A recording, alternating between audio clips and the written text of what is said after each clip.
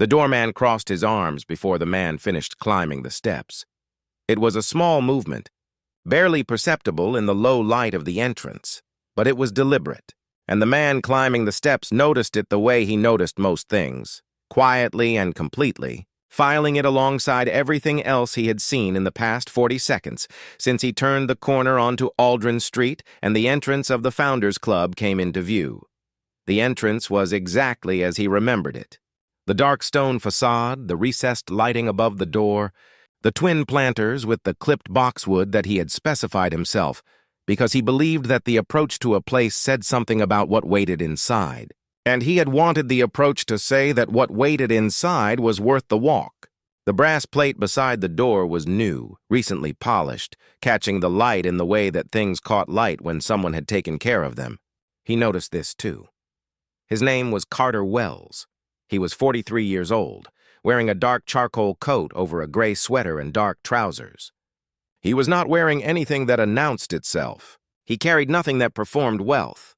He had his 10-year-old son beside him, Marcus, who was wearing a blue jacket and the expression of a boy who had been told this evening was going to be interesting and was reserving judgment until the evidence arrived. Marcus had his father's eyes and his mother's jaw and the particular quality of attention that came from being raised by a man who believed that the world rewarded people who looked at it carefully. He was currently looking at the doorman with that quality of attention and had already noted the crossed arms. "Good evening," Carter said. He stopped at the top of the steps and looked at the doorman directly. The doorman's name was Vincent. He was in his mid-30s, broad through the shoulders, with the bearing of someone who took the authority of his position seriously. He had been at the door of the Founders Club for 11 months. Which was long enough to know the regulars and short enough not to know everything he should have known.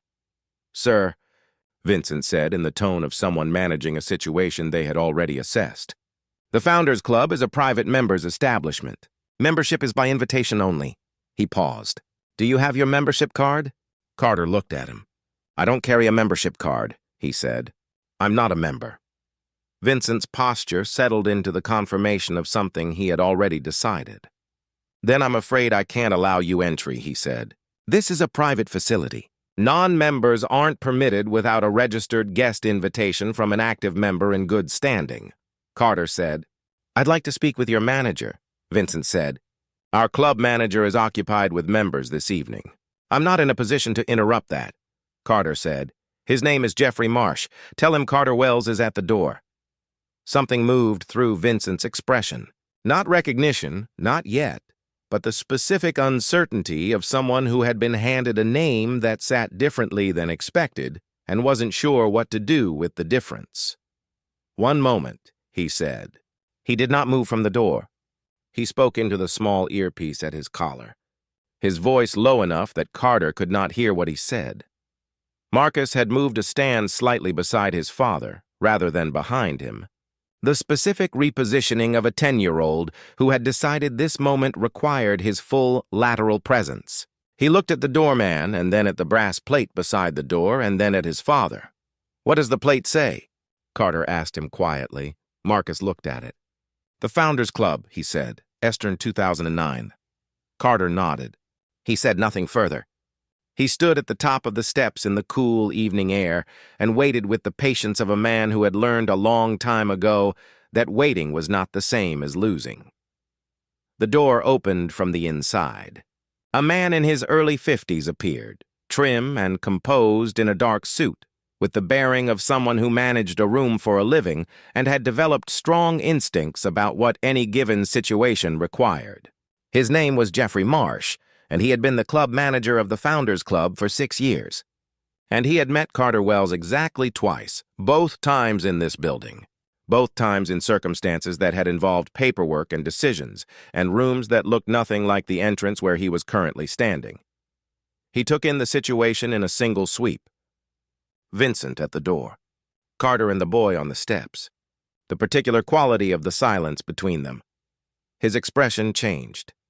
"Mr. Wells," Jeffrey said. He stepped forward and extended his hand. The warmth in his voice was not performed. It was the warmth of genuine alarm badly managed. "I apologize." Please come in. Vincent had turned slightly. Something in his posture had shifted in the way that postures shifted when the geometry of a situation changed beneath them.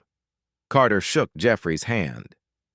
His expression had not changed since he arrived at the top of the steps. He looked at Jeffrey, then at Vincent, then back at Jeffrey. He said, "Thank you, Jeffrey." He put his hand on Marcus's shoulder and they walked through the door. The interior of the Founders Club was exactly what it had been designed to be, which was a room that made a person feel immediately that they had arrived somewhere. The entrance hall was paneled in dark wood with a floor of warm stone, the lighting low and precisely calibrated, a broad staircase rising at the far end of the space, the sound of quiet conversation coming from the rooms beyond. A large framed photograph hung on the left wall of the entrance, black and white, showing the exterior of the building in an earlier state. Before the renovation, before the opening, before any of it had become what it was. Marcus looked at the photograph. He looked at the building in it, which was clearly the same building but different, older and less certain of itself, and then he looked at the room around him and made the connection that 10-year-olds made when they had been taught to look at things properly. Was it different before? He asked. Carter looked at the photograph. A lot different, he said. How? Carter thought about how to answer that in the way that was true and also something his son could use. He said it was empty. Just a building. It didn't know what it was yet. Marcus looked at the photograph for another moment. Who made it know? He asked. Carter said, some people I worked with, and some decisions made a long time ago. Marcus looked at him. Were you one of the people? Carter said, yes. Marcus nodded. He filed it. They moved further into the club. Jeffrey walked with them, not hovering, not managing, but present in the way that someone was present when they understood they owed a person their full attention and were trying to provide it without making the provision itself into a spectacle. He said, quietly as they moved through the entrance hall, I want to address what happened at the door. Carter said, we'll talk about it. Not now, Jeffrey said. Of course. They came into the main drawing room, the large central space of the club's ground floor, with its arrangement of seating areas and the long bar along the north wall and the fire that was going in the stone fireplace at the far end. The room was perhaps 2/3 full, the steady Thursday evening occupation of a members' club in good standing, people in pairs and small groups, the specific quality of conversation that happened, in rooms where people felt comfortable and unobserved. Marcus walked beside his father and looked at the room with the expression he wore when he was conducting an inventory. He had been in the club once before, 2 years ago, but he had been 8 then, and the memory was general rather than specific. He was 10 now, and his memory had become the kind that retained detail. He said, I like this room.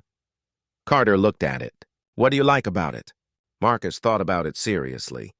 The way it sounds, he said. Not too loud. Like everyone's talking, but nobody's performing. Carter looked at his son. He thought about the conversation he had had 14 years ago with the architect, a woman named Diane, who had strong opinions about acoustics and had spent 45 minutes explaining to Carter why the shape of a room affected the way people behaved in it. He thought about how he had listened to all 45 minutes and then approved the acoustic treatment she recommended because he trusted expertise when it was backed by conviction. He said to Marcus, that's because of the ceiling. Marcus looked at the ceiling. It didn't look special. Carter said, it's treated. The way the sound moves through it is designed. Someone thought very carefully about it. Marcus looked at the ceiling for another moment with the expression of someone revising their understanding of an object. Then he looked at his father.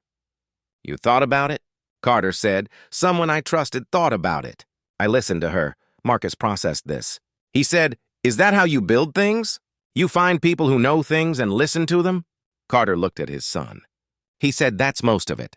The rest is deciding what you actually want to build and not changing your mind when it gets hard. Marcus nodded slowly. He was filing this in the place where he filed things that were going to matter later. Jeffrey had arranged a table for them near the window, one of the smaller seating areas along the east wall with a view of the street below, and they settled into it with the ease of 2 people who knew how to occupy a space without requiring it to perform for them. A server named Anna came and introduced herself and asked what they would like. And Marcus ordered with the specific seriousness of a 10-year-old who had been taught that ordering food in a restaurant was a real transaction and deserved real attention. He chose thoughtfully and thanked her when she wrote it down. And Anna looked at Carter with the quick, expressive glance of a person communicating approval of a child's manners without making it awkward. And Carter received it the way he received most things, quietly and without comment. While Marcus looked out the window at the street below with the absorbed attention of a child who found cities genuinely interesting, Carter looked at the room. He looked at it the way he always looked at the things he had built. Not with pride exactly, though pride was present, but with the specific attentiveness of someone checking the distance between what a thing was intended to be and what it had actually become. The Founders Club had been his idea in the way that things were a person's idea when they arose from an absence so specific that filling it felt less like creation and more like correction. He had spent 12 years in this city building a business and attending the events and dinners and gatherings that his professional life required, and he had spent those 12 years moving through rooms that welcomed certain people before others and dismissed certain people before anything had been established. And he had reached a point where the feeling of that dismissal had clarified into a question he could not stop asking, which was what it would look like to build a room where that was not the operating assumption. He had not built the Founders Club as a statement. He had built it as an answer to a question. The question was whether a private member's establishment could be built on the principle that the credential that mattered was character rather than category, that the person who deserved a seat at the table was the person who brought something real to it, regardless of what they wore when they arrived or who they looked like when they came through the door. He had built it quietly, under Reedstone, under holding companies, under the names of the partners and investors who had come in with him, because he was not interested in the building being about him. He was interested in the building being what it was supposed to be. He had done most of the conceptual work himself, with Diane the architect and a small team of people he trusted, and the result was this room, which was 14 years old and which worked, by the measure that mattered most to him, which was the measure of whether the people inside it felt like they belonged there or like they were being assessed. He thought it worked. He thought it worked most of the time. Tonight had been a piece of evidence that it did not work all of the time, and that was the piece he was going to have to sit with and then address. Jeffrey came to the table when the food arrived, timing it with the professional instinct of someone who knew when an interruption would be least intrusive. He asked if he could join them for a moment. Carter said yes. Jeffrey sat and looked at Carter with the directness of a man who had been preparing what he wanted to say and had decided that preparation was better served by honesty than diplomacy. He said, "Vincent has been with us for 11 months. He was trained by the previous door team and his training covered protocol correctly. What it did not cover, what I did not cover, was the specific situation of an owner arriving without identification." He paused. "That's a gap in our induction process that I should have closed a long time ago. I didn't close it because I assumed it would be covered by context." He looked at Carter steadily. "I was wrong about that." Carter listened. Then he said, "What did Vincent think he was doing?" Jeffrey said, "His job." He thought he was doing his job. "The protocol says members show credentials. Non-members don't enter." He followed the protocol, Carter said. "And the crossed arms before I reached the top of the step?" Jeffrey was quiet for a moment. Then he said, "That I can't speak to with certainty. What I can say is that it's something I'm going to address directly in a conversation with Vincent tomorrow morning." Carter said, "I'd like that conversation to be a training opportunity rather than a disciplinary one." Jeffrey looked at him. He said, "May I ask why?" Carter said, "Because Vincent followed a protocol that was incomplete. That's a systems failure, not a character failure. He's been here 11 months. If we discipline him for following what he was taught, we teach everyone watching that the problem is Vincent." "The problem is not Vincent." Jeffrey held his gaze. He said, "That's a more generous reading than most people in your position would apply." Carter said, "I'm not interested in generosity for its own sake. I'm interested in the thing actually getting better. Those aren't always the same response." Jeffrey nodded slowly. He said, "I understand the distinction. Carter said, "Good. Then let's design the training together." "I want to be involved." Jeffrey looked at him. He said, "I wasn't expecting that." Carter said, "I know. That's why I'm telling you directly." He looked at the room. "This place works because the people in it know what it's for. When the people in it stop knowing what it's for, it stops working. I've been watching that not happen for 14 years. I'd like to keep watching it not happen." Jeffrey said, "You'll have whatever you need." Carter nodded. He looked at Marcus, who had been eating with focused attention through the entire conversation and had clearly been listening to all of it while appearing to attend only to his food, which was a skill Carter recognized because it was a skill he had taught him. Marcus said, without looking up from his plate, "If the doorman didn't know who you were, how do you know it was about how you look and not just the rule?" The table went quiet. Jeffrey looked at the boy with an expression that moved through surprise into something more attentive. Carter looked at his son. He said, "I don't know that for certain." Marcus looked up. "Then how do you decide what to do about it?" Carter thought about this with the seriousness it deserved, because it was a real question, and his son had earned a real answer. He said, "You look at the whole picture. You look at when the decision was made, which was before I reached the top of the step. You look at what information was available at that moment, which was how I looked and nothing else. And then you ask yourself whether the decision would have been made the same way if the information had been different."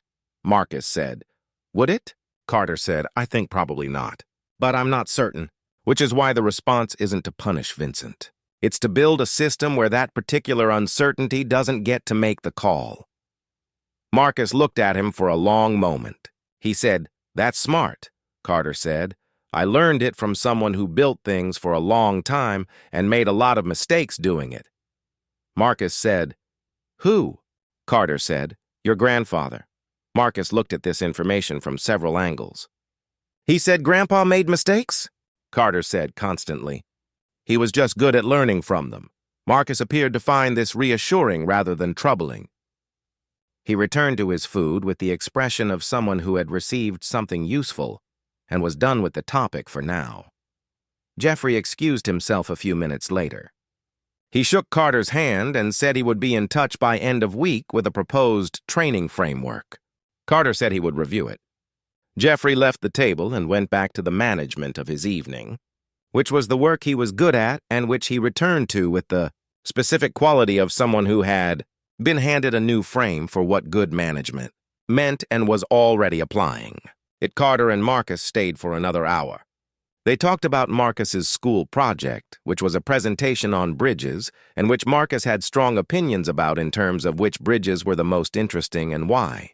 Carter listened and asked questions, and Marcus answered them with the authority of someone who had done the research and was confident in the conclusions.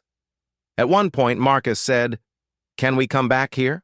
Carter said, "Whenever you want." Marcus looked at the room. He said, "I want to bring Jalen. He's my friend who thinks he doesn't belong in places like this." Carter looked at his son. He said, "Why does he think that?" Marcus said, "Because nobody's ever taken him to one." Carter held his son's gaze for a moment. He felt the specific quality of a thing he had built arriving through a 10-year-old's friendship at exactly the purpose it had been built for. He said, "Then we'll bring Jalen." Marcus nodded. "Done." He went back to his food. They left an hour later. The evening air was cool and sharp, the city going about its Thursday business around them, indifferent and continuous.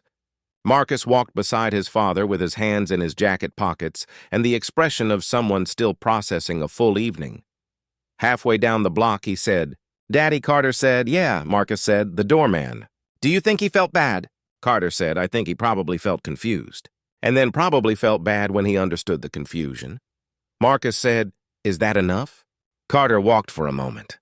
He said, "It's the beginning of enough. What comes after is the part that matters."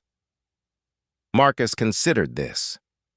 He said, "Like the training," Carter said. "Like the training." Marcus nodded. He said, "Okay," in the tone he used when something had settled.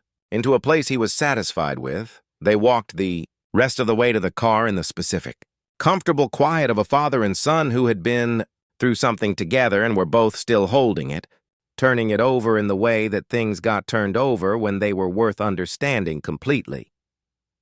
Carter drove home through streets that carried no record of his name, past buildings that had no sign of his involvement, through a city that continued to operate without any visible acknowledgement of the things he had built inside it. He had built them that way on purpose, not from hiding and not from false modesty, but from the understanding that the work was the point, that the room was the point, that the person who walked through the door and felt immediately that they had arrived somewhere worth arriving, that person was the point, not the name on the paperwork, not the face behind the holding company, not the man in the charcoal coat at the top of the steps. The room. Always the room. Marcus was asleep by the time they reached their street, his head tilted against the window, his blue jacket still on because he had not quite made it to the point of taking it off before sleep arrived. Carter parked and sat for a moment in the quiet of the car, looking at his son's face in the rearview mirror, at the street outside, at the ordinary, unremarkable fact of a Thursday evening concluded. He thought about Jeffrey's training framework. He thought about the conversation he would have with Diane, the architect, about the 5th project, a space that had been forming in the back of his mind for 2 years, smaller than anything else he had built, more specific, designed for a purpose he was only now finding the language for. He thought about Marcus saying, "I want to bring Jalen. He thinks he doesn't belong in places like this." He thought about a room that answered that, a room that said, from the entrance, from the approach, from the brass plate beside the door and the lighting above it, that the question of belonging had already been answered, and the answer was yes. "Come in. This was built for you, too. This was built especially for you." He got out of the car. He opened Marcus's door and lifted his son, who was 10 years old and heavier than he used to be, but still manageable, and carried him inside and up the stairs and got him into bed without fully waking him, because some things did not need to be interrupted just because they had reached their natural ending. He stood in the doorway of his son's room for a moment. The blue jacket was on the chair. The city was outside the window, lit and continuing. Carter Wells went downstairs and made himself a cup of tea and sat at the kitchen table in the quiet and thought about rooms. He had been thinking about rooms his entire adult life. He expected he would keep thinking about them for whatever came next. There was always another room to build. There was always another door to get right. That was the work. That had always been the work, and he had never once run out of reasons to keep doing it. The training framework arrived on Saturday morning, delivered to his email at 7:42 with the precision of a man who had spent Friday working on it and had sent it the moment he was satisfied rather than waiting for a more conventional hour. Carter read it over his first cup of coffee while Marcus was still asleep upstairs. It was good. Better than good. Jeffrey had not simply addressed the gap in Vincent's onboarding.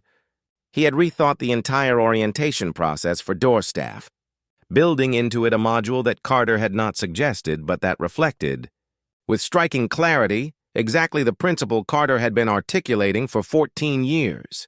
The module was titled The Purpose of the Door, and its central premise was that the function of door staff at the Founders Club was not to determine who was worthy of entry, but to ensure that everyone who entered felt immediately that the entry was right. That the door existed to welcome rather than to filter. That the credential being checked was not membership in a formal sense, but membership in the human sense. The simple fact of being someone who had come to a place worth coming to and deserved to feel that. Carter read it twice. Then he replied with 3 words. "This is right," Jeffrey replied within 4 minutes. "Thank you. I'll implement it Monday." Carter put his phone down and looked out the kitchen window at the Saturday morning street, at the ordinary movement of people going in the directions they had chosen, at the city assembling itself for the weekend with the unhurried ease of something that had been doing this for a long time and knew the rhythm of it. He thought about the brass plate beside the door. The Founders Club, Esther 2009. He had been 30 years old when this idea had first taken shape in his mind. Young enough to believe that an idea could become a building if you were willing to do the work between the idea and the building. He had been right about that. He had been right about most of it, and wrong about enough of it that the right things had become worth something. He had not been right about Vincent. Not because Vincent had done something unforgivable, but because the system Carter had built had not prepared Vincent for the specific situation of an owner arriving without identification, and that was a gap in the system that Carter owned as much as anyone. You could not build something and then stand outside it and call the gaps someone else's problem. The gaps were yours. The gaps had always been yours. He thought about Marcus saying that's smart, and about the particular quality of the word smart in a 10-year-old's mouth when it was genuine rather than reflexive. He thought about Marcus saying, I want to bring Jalen. He thinks he doesn't belong in places like this. He thought about what it meant to build a room that answered that sentence before it was spoken. A room whose answer was in the door and the approach and the light above the entrance and the sound the room made when it was working.